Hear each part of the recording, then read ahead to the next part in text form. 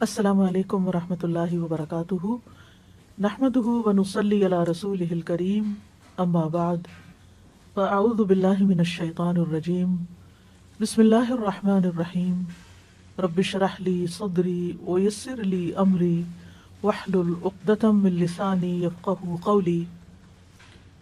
ہمارا آج کا موضوع ہے دن بھر کرنے کے کام۔ ہماری زندگی کا ہر دن نہایت اہم دن ہے جو ہمیں زندگی میں ایک ہی بار ملتا ہے۔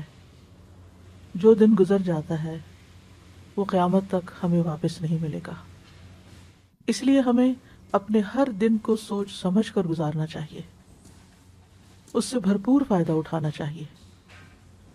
ہر دن یادگار دن ہو، ہر دن ایسا دن ہو کہ جس کے بارے میں جب ہم قیامت کے دن اپنے اعمال نامے کو دیکھیں گے تو اس وقت ہم خوش ہو جائیں۔ ہماری زندگی ایک ایک دن سے مل کر بنتی ہے، دنوں سے مل کر ہفتے بنتے ہیں، ہفتوں سے مل کر مہینے، اور پھر سال، اور پھر سالوں پر محیط زندگی، جو کہ آخرت کے مقابلے میں بہت ہی تھوڑی ہے، بہت ہی چھوٹی ہے۔ اور دراصل یہ زندگی ہماری آخرت کی کھیتی ہے۔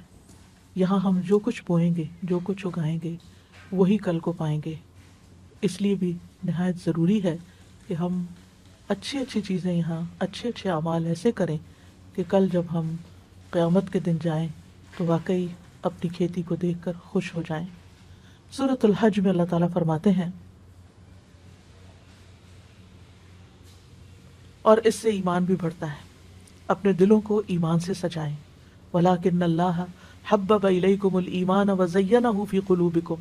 اپنے آپ کو دیکھا کریں کہ کیا میرے دل میں ایمان کا حسن ہے، خوبصورتی ہے، اور ایمان میں اضافے میں جو چیزیں مددگار ہوتی ہیں وہ ہیں اللہ تعالیٰ کی اطاعت اور پسند کے کام کرنا، امانت کی حفاظت کرنا، سچ بولنا، ایمان کے مزین ہونے کی دعا کرنا، ایمان گھٹانے والے کاموں سے بچنا، چاہے وہ زبان کے گناہ ہو یا ویسے گناہ ہو، اور ایمان والے ساتھی تلاش کرنا، نیک صحبت۔ یعنی اب کووڈ کے دنوں میں آپ لوگوں سے ملنے کے لیے نہیں جا سکتے، لیکن آپ کال کر سکتے ہیں، آپ بات کر سکتے ہیں، لیکن ان لوگوں سے بات کرنے سے پرہیز کیجیے جو صرف غیبت سنانے والے ہوں، یا آپ کو صرف منفی باتیں کر کے آپ کو پریشان کرنے والے ہوں۔ ان کو کسی کام لگا دیجیے تاکہ وہ آپ یعنی آپ کو نشانہ نہ بنائے، آپ کو ڈسٹ بن نہ بنائے کہ وہ صرف آپ اپنے مسائل ہر وقت آپ کے سر پہ ڈالتے رہیں اور آپ ان کی وجہ سے پریشان رہیں، چاہے وہ آپ کے رشتہ داروں میں سے ہوں، چاہے وہ آپ کی اولاد میں سے ہوں، چاہے آپ کے والدین میں سے ہوں، چاہے آپ کے بہن بھائیوں میں سے ہوں، کیونکہ یہی قریبی رشتے ہوتے ہیں جو بعض اوقات ہمارے لیے آزمائش بن جاتے ہیں، اور ان کی زندگی میں مسائل ہوتے ہیں، وہ جب بات کرتے ہیں وہ کسی نہ کسی کی شکایت کرتے ہیں، کسی نہ کسی کی غیبت کرتے ہیں، کوئی شوہر کی کر رہا ہے، اور کوئی بچوں کی کر رہا ہے، اور کوئی بہن بھائیوں کی کر رہا ہے، اور کوئی کسی رشتہ دار کی، کوئی نیبر کی۔ تو اس چیز سے آپ نے پوری طرح بچنا ہے۔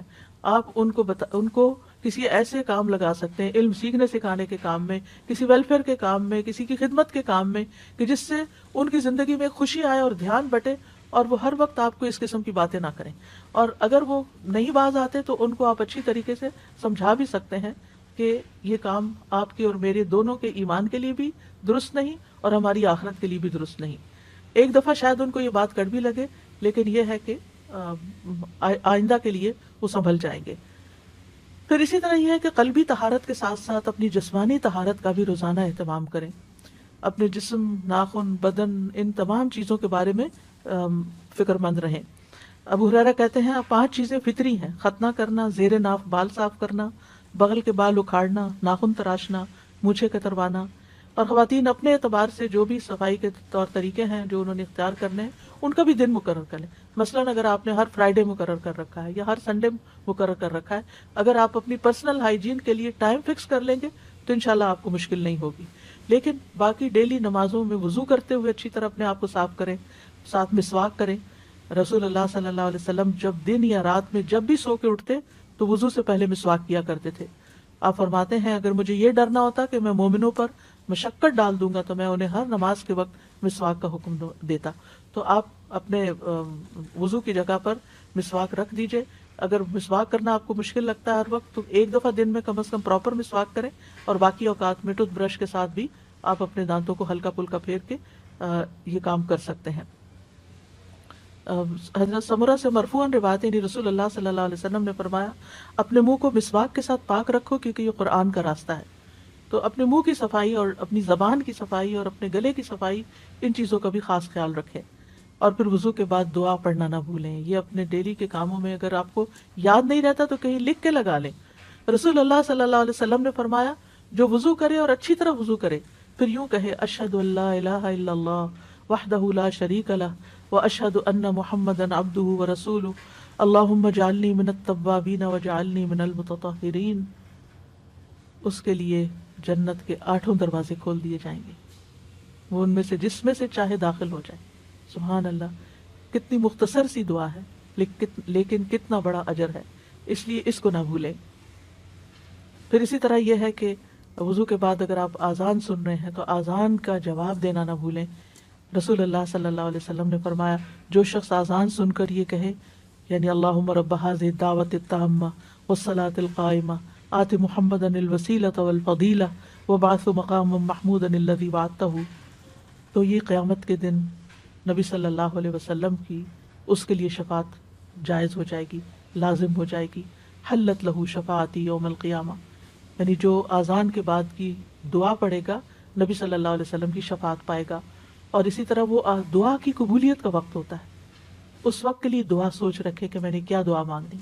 ایک نماز سے دوسری نماز کے بیچ میں جو چیز آپ کو بودر کرے، پریشان کرے، نیکسٹ آذان سے پہلے سوچ رکھے کہ میں نے آذان کے بعد بھی یہ دعا خاص مانگنی، لیکن اس کے بیچ میں بھی آپ مانگ سکتے ہیں، اس منع نہیں ہے۔ پھر اسی طرح یہ ہے کہ اپنی جسمانی صحت کا خیال رکھنے کے لیے صرف کھانا پینا ہی کافی نہیں ہے بلکہ ورزش بھی ضروری ہے۔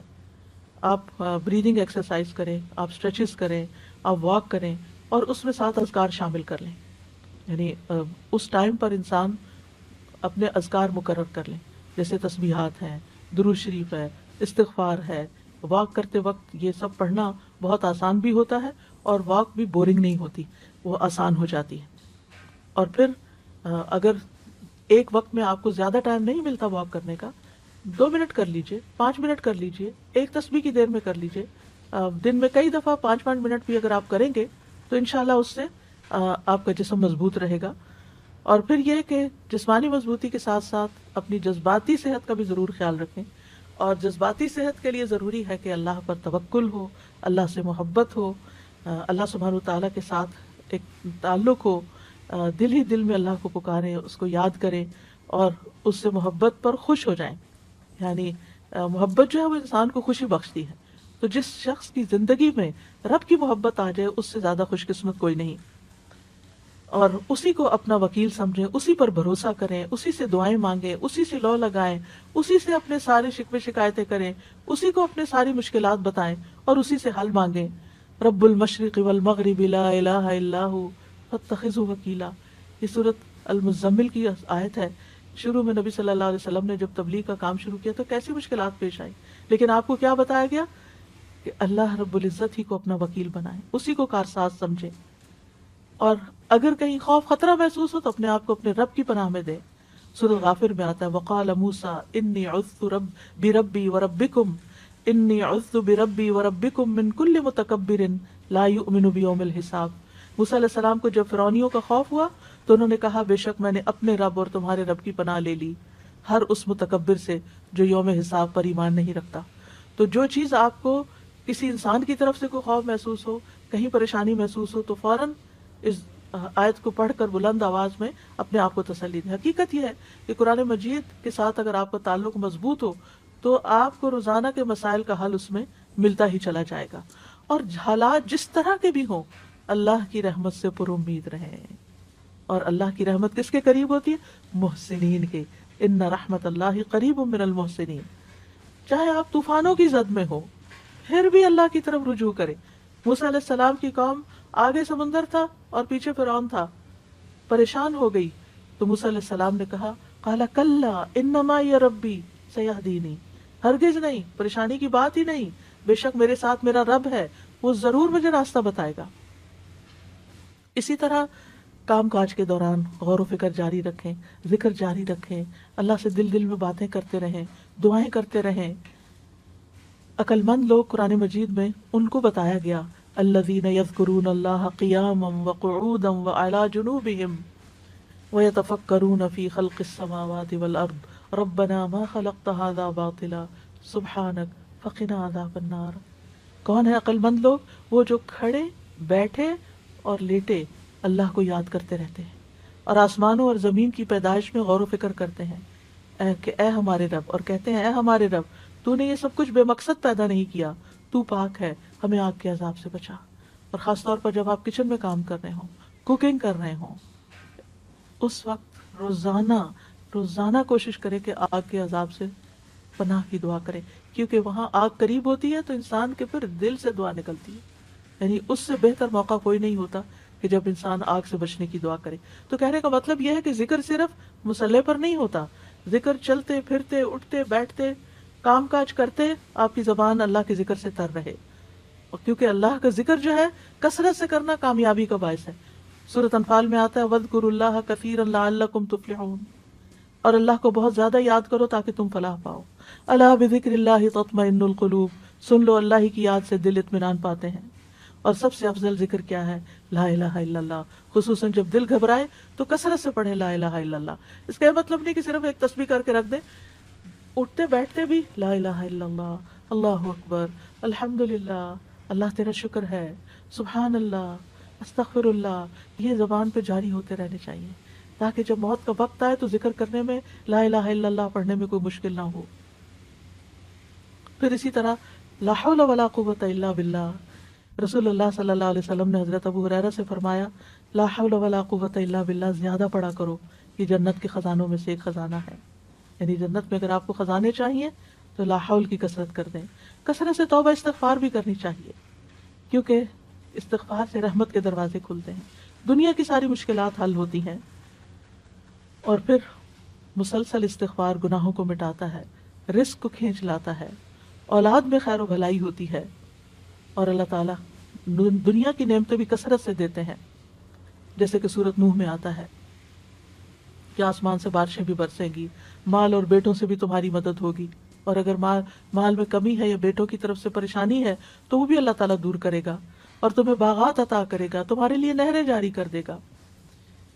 پھر یہ ہے کہ دن بھر کے کاموں کو آپ آرگنائز کر کے کریں، یعنی اپنے آپ کو جتنا آپ ڈسپلن کریں گے اتنا ہی آپ کا دن زیادہ پروڈکٹیو ہوگا۔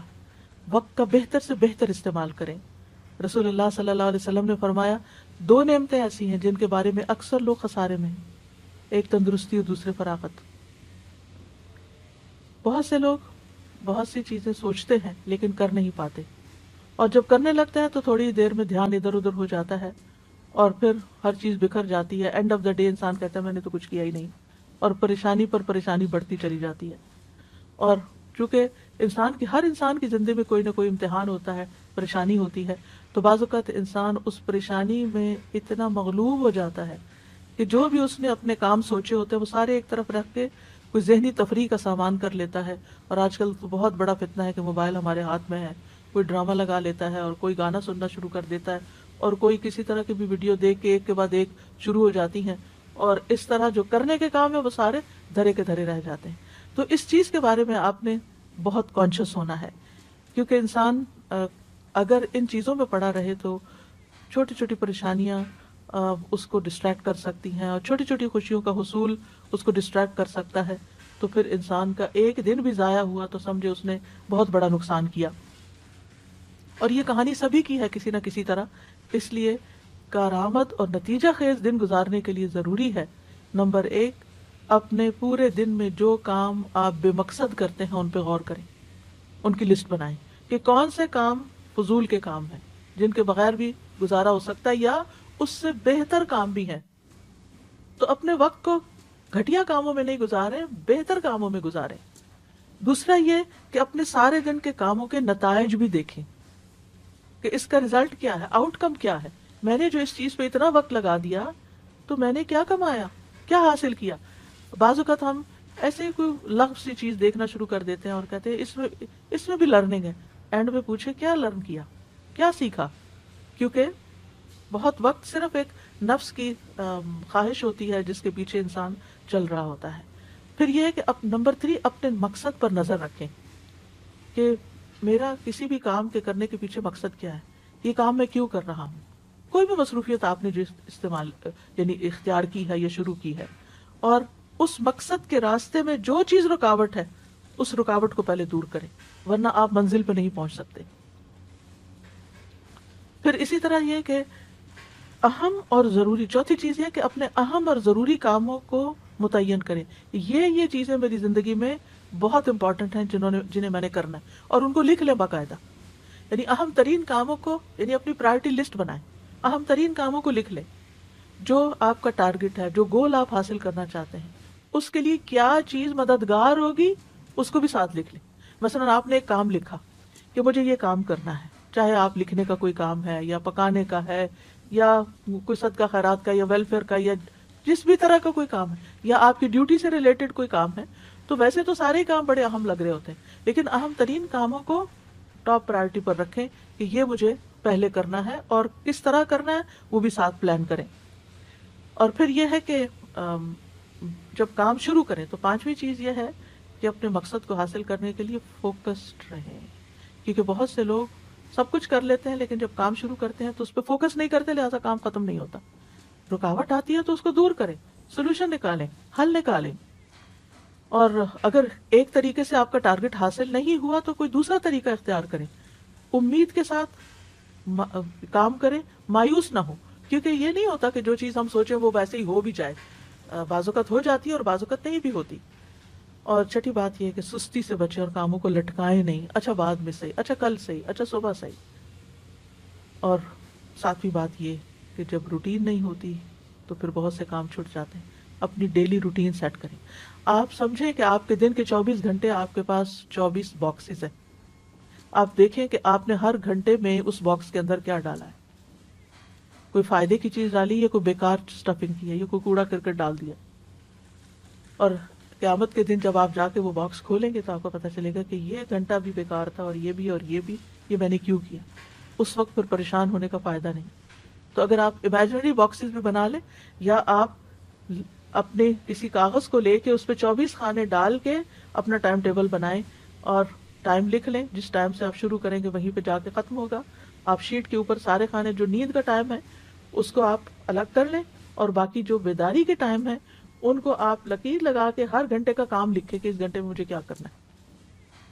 اگر آپ وہ لکھ لیں گے تو پھر کوشش کریں کہ اس گھنٹے میں وہی کام کریں، کوئی اور نہ کریں، الا یہ کہ کوئی بہت بڑی ایمرجنسی ہو تو پھر اس کام کو کسی اور کام کے ساتھ آپ ملا سکتے ہیں. تو جب تک آپ کی ڈیلی روٹین نہیں ہوگی، گھڑی کے ساتھ آپ نہیں چلیں گے تو آپ کا ڈے پروڈکٹیو نہیں ہوگا.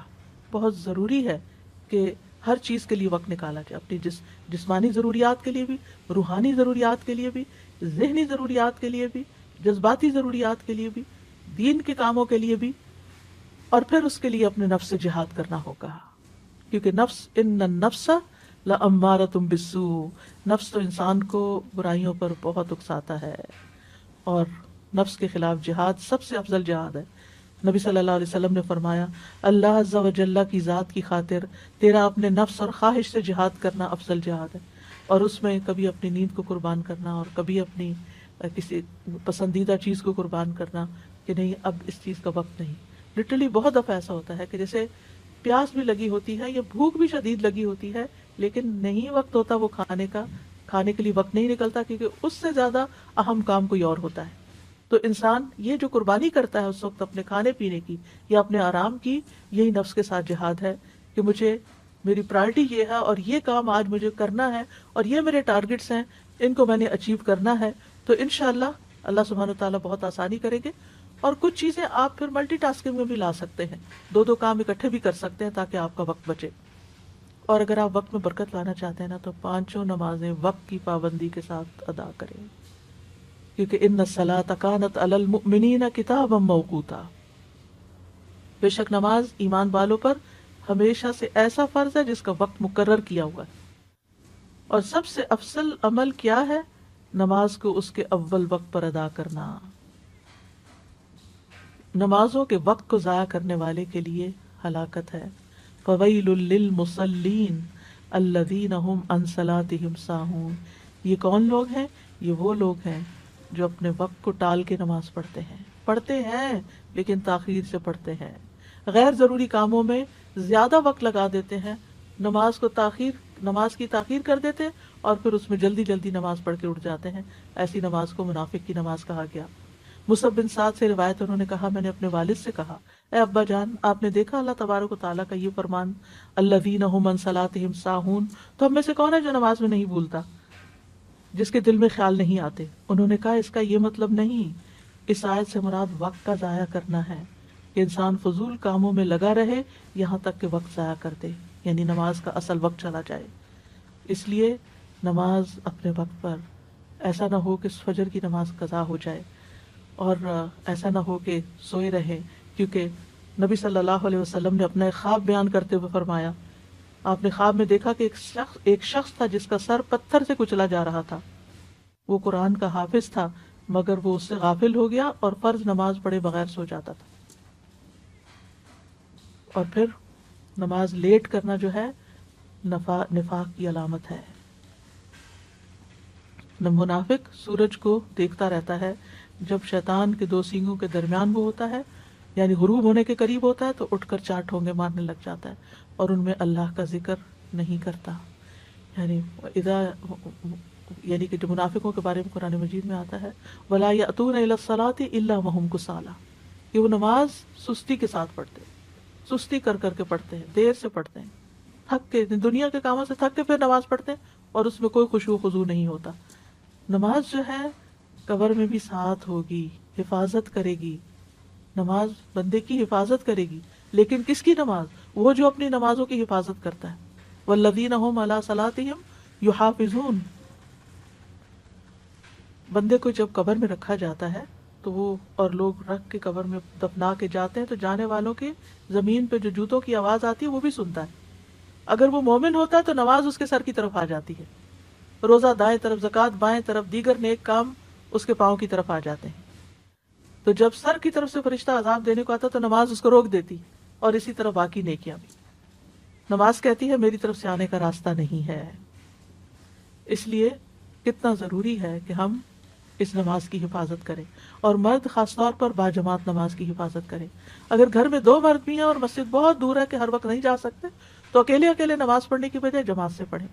اور اگر گھر کی خواتین بھی ساتھ شامل ہونا چاہیں تو موسٹ ویلکم.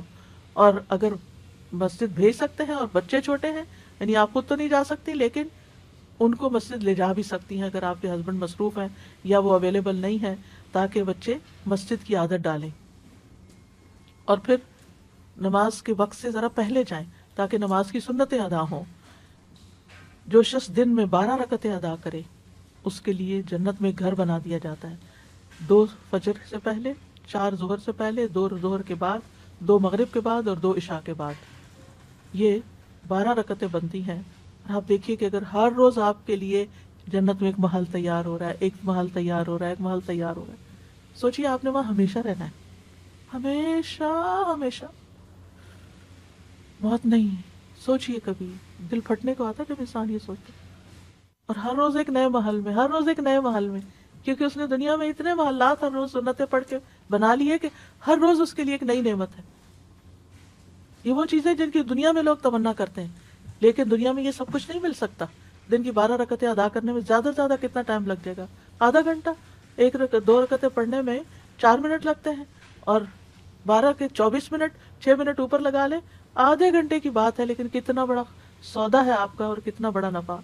صرف 1 سال کے دوران جو سنت موقدہ پڑھتا ہے اور نہیں پڑھتا اس کے درمیان 4320 رکعات کا فرق ہو جاتا ہے. 1 رکعت وتر پڑھنے اور نہ پڑھنے والے کے درمیان 365 رکعت کا فرق ہو جاتا ہے. چاشت کی 2 رکعتیں پڑھنے اور نہ پڑھنے والے کے درمیان 703 رکعتوں کا فرق ہو جاتا ہے. اور جو سنتوں کی پابندی کرتا ہے اور جو نہیں کرتا ان کے درمیان 5415 رکعتوں کا فرق ہو جاتا ہے. اور ہر رکعت میں 2 سجدے ہوتے ہیں. تو صرف 1 سال میں کتنے درجے کھو دیے انسان نے، صرف 1 سال میں. تو اگر 40 سال زندگی میں اس نے ہر روز اتنے سجدے ادا کیے تو قیامت کے دن کتنا اونچا مقام ہوگا. تو اس لیے اس کو نہ کھوئیں. شروع میں مشکل ہوگی، نفس پہ بھاری ہوگا، عادت نہیں نا تو مشکل پڑے گی. لیکن اگر آپ ایک دفعہ اللہ سے اچھی طرح دعا کریں اور بار بار کریں، ایک دفعہ نہیں، ایک دفعہ شروع کر لیں، کچھ ہی دنوں میں آپ کا دل ہی نہیں لگے گا اگر آپ نے سنت نہیں پڑھی ہوگی. اور پھر یہ کہ ہر چیز میں اللہ سبحانہ وتعالیٰ کی طرف رجوع کریں. کوئی بھی پریشانی ہو، کوئی بھی ضرورت ہو، فوراً فوراً اس کی طرف توجہ. کیونکہ جو روگردانی کرتا ہے اللہ سے، تو اللہ سبحانہ وتعالیٰ اس کو، جیسے حدیث میں آتا ہے، حدیث قدسی میں اللہ تعالیٰ فرماتے ہیں اے ابن آدم اپنے آپ کو میری عبادت کے لیے فارغ کر لو، میں تیرے دل کو غنا سے اور تیرے ہاتھ کو رزق سے بھر دوں گا. اور اے ابن آدم تو مجھ سے دور نہ ہو، ورنہ میں تیرے دل کو فقر سے اور تیرے ہاتھ کو مصروفیت سے بھر دوں گا. دنیا میں اتنا مصروف کرے گا اللہ کہ پھر عبادت کے لیے وقت نہیں ملے گا، اور دنیا تو یہی رہ جائے گی. جتنا مرضی سجا بنا لے، جتنی مرضی بڑھا لے. اور پھر یہ کہ ہر کام عبادت سمجھتے ہوئے کریں. ہر کام، جیسے کھانا پکانا، واشنگ کرنا، لانڈری کرنا، گھر کی صفائی کرنا، برتن دھونا، ساری چیزیں، ساری کی ساری چیزیں عبادت ہے، کیونکہ آپ دوسروں کی خدمت کر رہے ہیں. اور اس میں کبھی بھی کسی پہ احسان نہ جتائیں، نہ اپنے بچوں پہ، نہ شوہر پہ، نہ کسی اور پہ. اور پھر یہ کہ نیکیوں میں سبقت لے جائیں، آگے بڑھیں. یعنی جو لوگ نیک کام میں جلدی کرتے ہیں اولئک یسارعون فی الخیرات وہم لہا سابقون، جو لوگ نیک کاموں میں جلدی کرتے ہیں یہی ان میں آگے نکلنے والے ہیں. کوشش کریں کہ نیکی کے ہر کام میں حصہ ڈالیں. ابو ہریرہ کہتے ہیں رسول اللہ صلی اللہ علیہ وسلم نے فرمایا آج تم میں، یعنی دن بھر کے کرنے کے کام ہے نا، اسی مناسبت سے یہ حدیث سنا رہی ہوں. آپ نے فرمایا آج تم میں سے کس نے روزے کی حالت میں صبح کی؟ ابو بکر رضی اللہ عنہ نے فرمایا میں نے. عرض کیا میں نے. آپ نے فرمایا آج تم میں سے کس نے مریض کی عیادت کی؟ ابو بکر رضی اللہ عنہ نے کہا میں نے. آپ نے فرمایا تم میں سے کس نے جنازے میں شرکت کی؟ ابو بکر رضی اللہ عنہ نے کہا میں نے. آپ نے پوچھا کس نے مسکین کو کھانا کھلایا آج؟ حضرت ابو بکر نے کہا میں نے.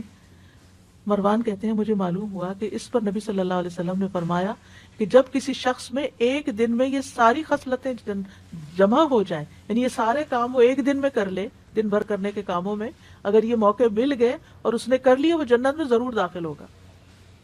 کتنی بڑی بات ہے. لیکن ہم بعض اوقات ہمیں پتہ بھی ہوتا ہے، اور پھر مردوں کے لیے خاص طور پہ جنازہ پڑھنا، تو اس میں ایک جنازے کا جو ثواب ہے 2 قرات کے برابر، کوئی قرات جو ہے وہ پہاڑ برابر ہوتا ہے. تو جب ایک صحابی کو دیر سے یہ حدیث پتہ چلی تو وہ ہاتھ ملنے لگے، یعنی پچھتانے لگے کہ ہم نے اتنے کی رات ضائع کر دی ہے. کتنے مواقع تھے. بہت سے لوگ حرم جاتے ہیں، وہاں جنازہ پڑھنے کا وقت بھی ہوتا ہے لیکن اس کو نکل پڑتے ہیں. تو وہ کتنے منٹ لگتے، چند اور منٹ. جو دعا یاد کر لے انسان اور بخشش کرتا رہے، اور جب دوسروں کے لیے آپ کریں گے تو کوئی آپ کے لیے بھی کرے گا. پھر یہ کہ نیکیوں کے کام کرنے کے ساتھ ساتھ گناہوں سے ضرور بچیں، یعنی نافرمانی کے کاموں سے بچیں. یہ بھی کرنے کا کام ہے. جہنم کے سامنے رکھے نا انسان تو گناہوں سے بچ سکتا ہے. جہنم کی حقیقت جب سمجھ آ جاتی ہے نا انسان کو، تو زندگی کا رخ بدل جاتا ہے، زندگی تبدیل ہو جاتی ہے. تو اس لیے اچھے کام بھی کریں لیکن ساتھ برائیوں سے بچے بھی ضرور. یعنی ایسے کام نہ کریں کہ جس سے لوگوں کو اذیت ہو، دوسروں کو اریٹیٹ نہ کریں، نیگ نہ کریں.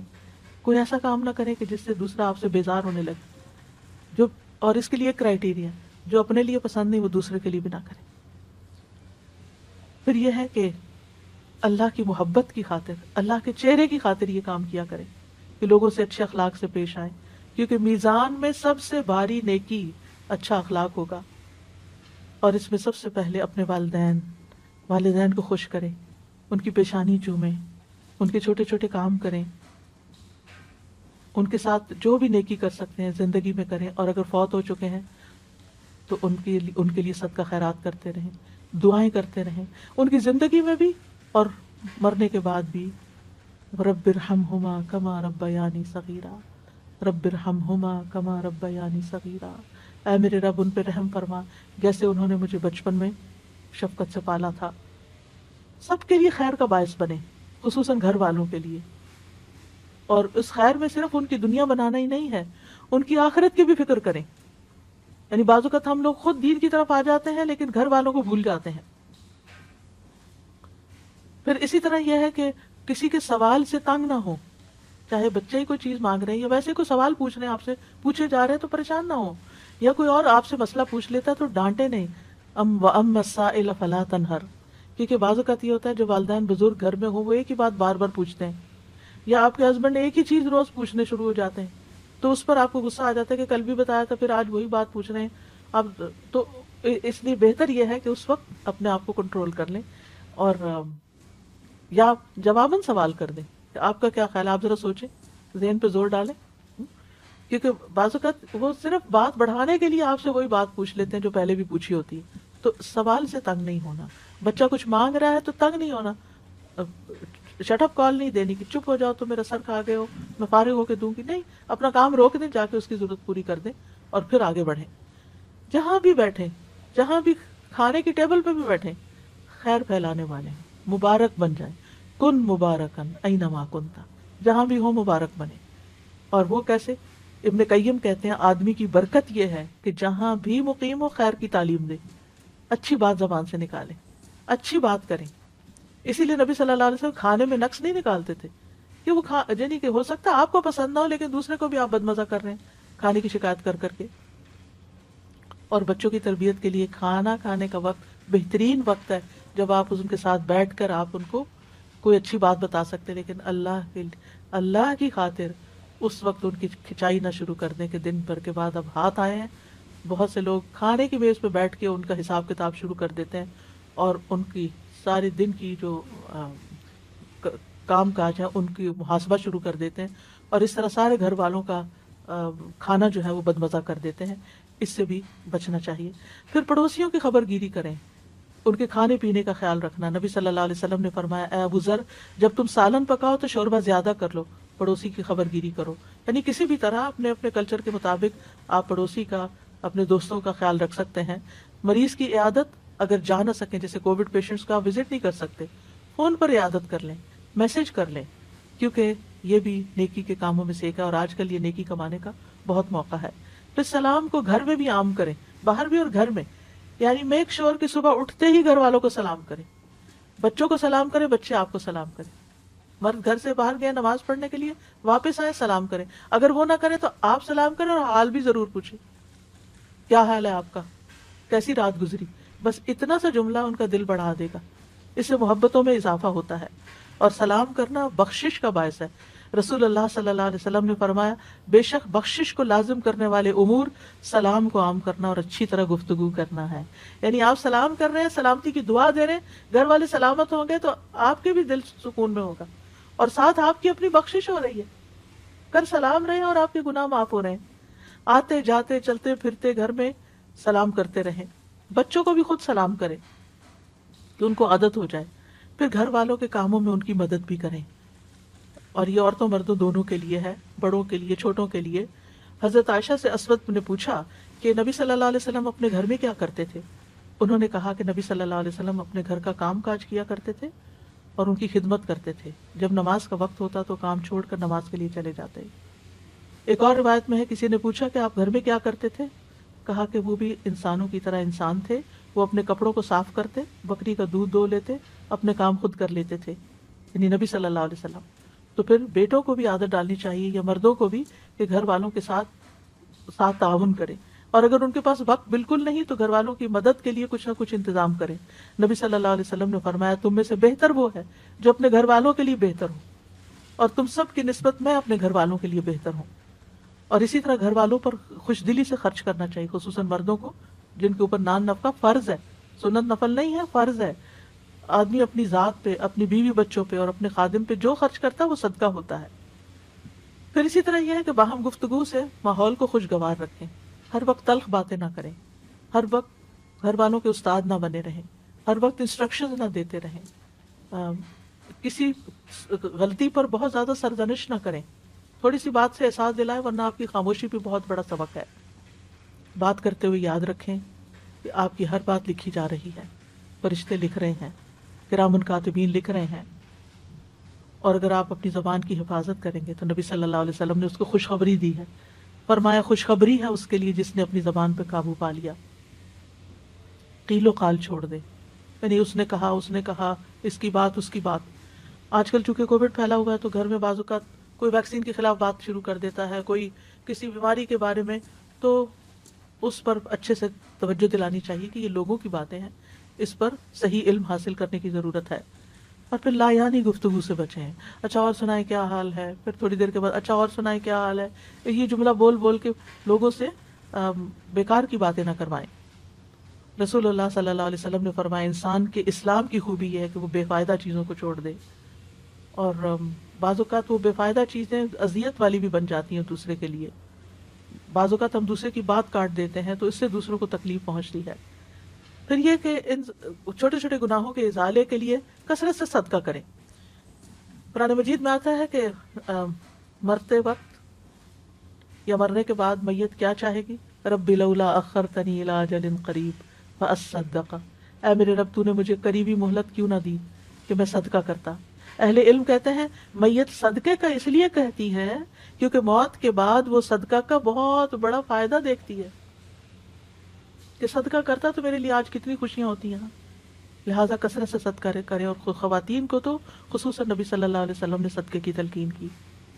اور اس کے لیے کوئی ضروری نہیں ہوتا کہ آپ ہر روز کو مال کا بہت بڑا پورشن صدقہ کریں، تھوڑا تھوڑا بھی کرنا. پھر کبھی کوئی کھانے کی چیز کرنا، کبھی اگر کوئی لینے والا نہیں بھی ہے تو آپ کوائن باکس رکھیں گھر میں، ایسی جگہ پر اپنے روز کا صدقہ ڈالتے رہیں، اور پھر اکٹھا بھی آپ مسجد جائیں یا کہیں جائیں تو وہاں جمع کرا سکتے ہیں.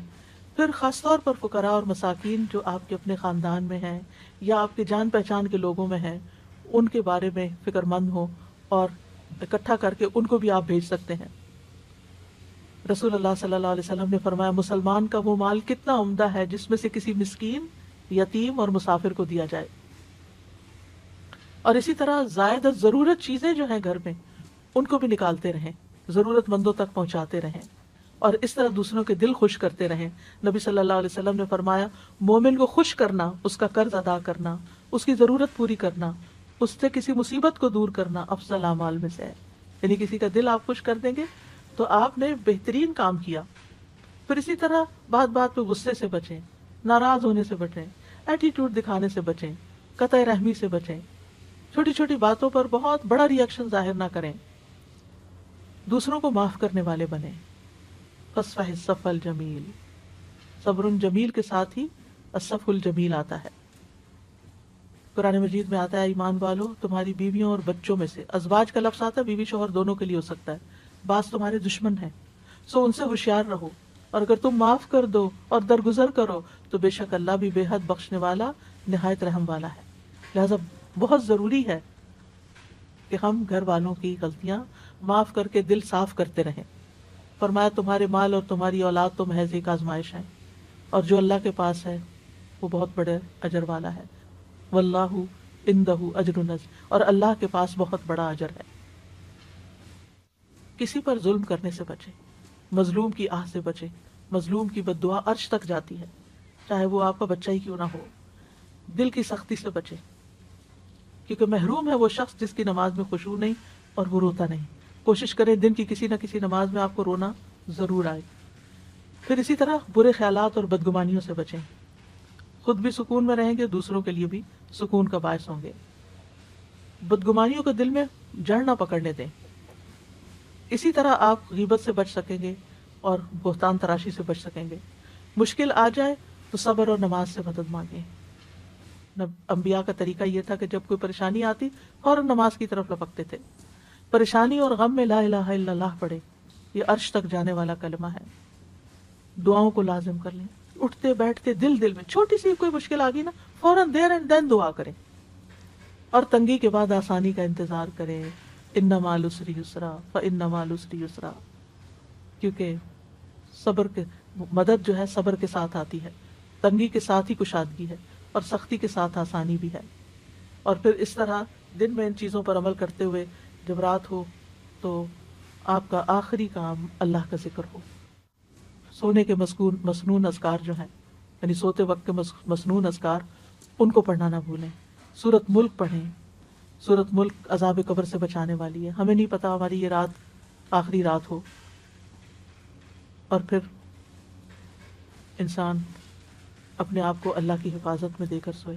اگر باوضو سو سکیں تو بہت اچھا ہے، کیونکہ جب بھی آپ کی آنکھ کھلے گی اور آپ سائڈ بھی بدلیں گے تو فرشتہ آپ کے لیے دعا کرتا رہے گا، جو اس کام پر مقرر ہو جائے گا آپ کے لیے کہ آپ کے لیے بخشش کی دعا کرے. تو ایک مومن کا دن پروڈکٹیو دن ہوتا ہے. میں نے باقی روزمرہ کی روٹین سے متعلق باتیں اس لیے نہیں کی کہ ہر ایک کے اپنے دنیا کے کام جو ہیں الگ الگ ہیں، لیکن جب آپ اپنے کاموں کا اور عبادات کا وقت مقرر کریں گے اور نیکی کے یہ کام کریں گے تو انشاءاللہ خیر ہی خیر ہوگی،